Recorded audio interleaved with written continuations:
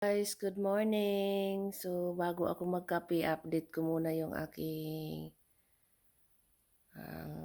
alugbate. So, mula nung pinasok ko siya, walang dahon yan. So, ngayon, dumadami na. So, ayan, kailangan kong ilipat dyan ang paso na malaki. Para, ah, gumagapang din ang kanyang, kailangan ko ng malaking paso. Kasi hindi ko na siya kukunin. So, pag summer, dyan na lang sa labas ko ilagay. Tapos, pati yung ito, yung tanglad ko. So, pinasok ko kasi, sa uto na tayo. So, malamig na sa labas. Kaya, ayan yung dalawang puno. So, ayan. Marami na ang kanyang dahon. So, pag marami na din ang kanyang medyo dumadami na ang kanyang dahon, kailangan ko din kuhaanan ng malaking paso, bilhan ko. So, ayan. So, ang katabi naman nito ay sili. So, pakita ko din sa inyo. Update ko lang yung aking sili. So, mahilig talaga ako sa halaman. Ayan. Ito yung nadagdag kasi nasayangan ako. Baka mamatay. So, ito. So, baka kunin ko rin yung iba. Kailangan ko din kunin kasi sayang din. So, lagyan ko ng magkuha ako ng lupa. Bibili ako ng lupa kung mabubuhay pa yun. Kasi sayang din. So, ayan. Kasi magbuhay pa tayo, matagal pa. So, pwede naman siyang ikat para mabuhay. Katulad nung ito, bagong lang to. Bago ko lang to binuhay. So, ayan. Ito rin. Parang naglaglagan pa yung dahon. So, kailangan ko ding alagaan kasi hindi ko na sila itanim sa lupa once na nandito na sa paso hanggang buhay na to magpaso sila. So pag mag-winter ipapasok ko na lang. Ayan, meron akong red bell pepper isa. Tapos ayan, meron din dito isa. Ayan din. Malaki to. So, kailangan kong lagyan dagdagan ko pa yan. Ito pa. So, ayan, magbili ako mamaya ng paso habang wala pa si Richard. Kasi pag nandyan na yan, magre-reklamo. So, ayan, hindi ko pa nakuha na ng mga bunga. Ito. So, kaya dagdagan ko pa mamaya pag wala na si Richard. Ito yung pinakamatanda na. Kasi 1 year na to, 1 year na to dito sa napasok ko sa loob ng bahay. Akala ko nga mamatay. Pero nabuhay pa din siya. So, lagyan ko ng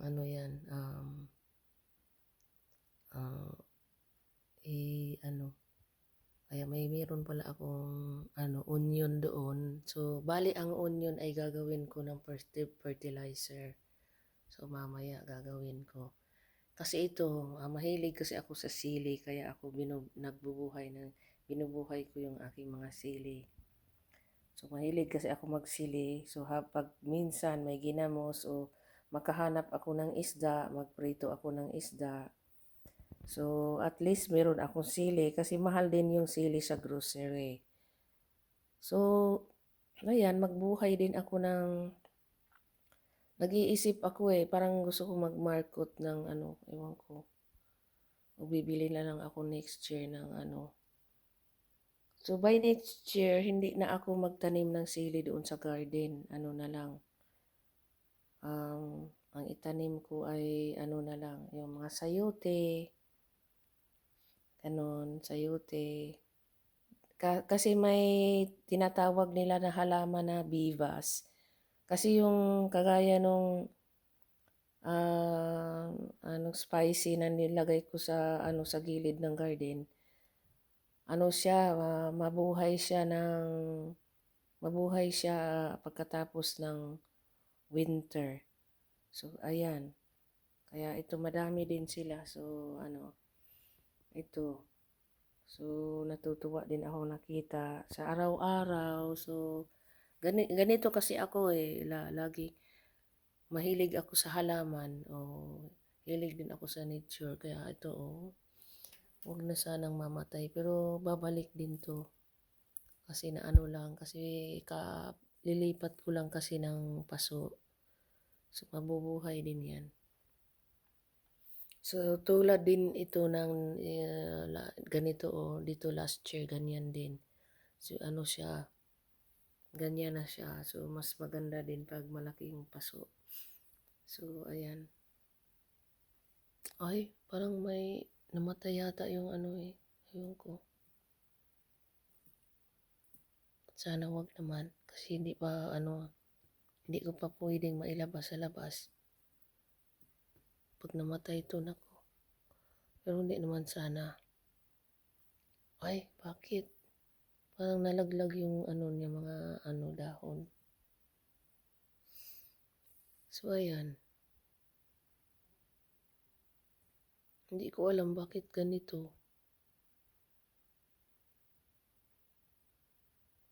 So parang masilan din tong sili na to. So lagyan ko na mamaya ng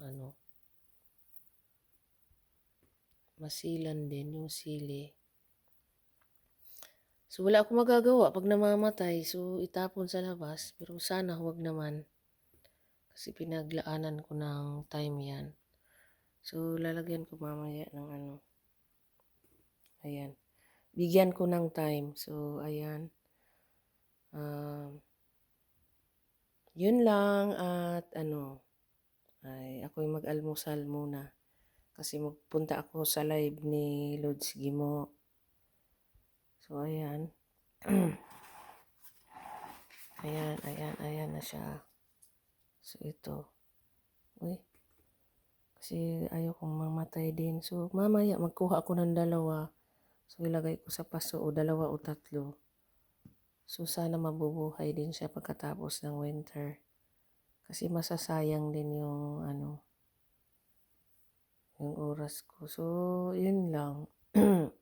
Pero pag namatay madali lang ilagay sa labas. So yun lang. So ang dami nila, ang dami. So hindi pa lang yan, umpisa pa lang yan. So pag nilagay ko na sa paso sila, dito na sa loob ng bahay. So ayan. So ako'y natutuwa ng aking alugbati. So palitan ko yan ng medyo malaki pa na paso. Kasi pag ilagay na lang sa labas, lagyan ko na lang ng gulong, ipagulong ko na lang o may naman ako, may stroller. So diyan ko na lang kung hindi ko kayang mabuhat mag-isa. So ayan. So ito parang curious din ako dito. Bakit kaya? So wag naman sanang mamatay dahil sinurvive ko nga kayo sa sa lamig. So mabuhay sana kayo. So ayan. Ma-survive. Yun. Kasi inalagaan ko din kayo. So ganun. Ito din parang din magkuha ko mamaya ng kasi parang mamamatay So mamaya na yan. Hanapin ko muna yung doon, yung gunting. Ayan. So tingnan ko mamaya. Bakit kaya? So dapat malaki ang paso. Kasi yung iba malaki ang paso, ito malaki ang paso. So ayun.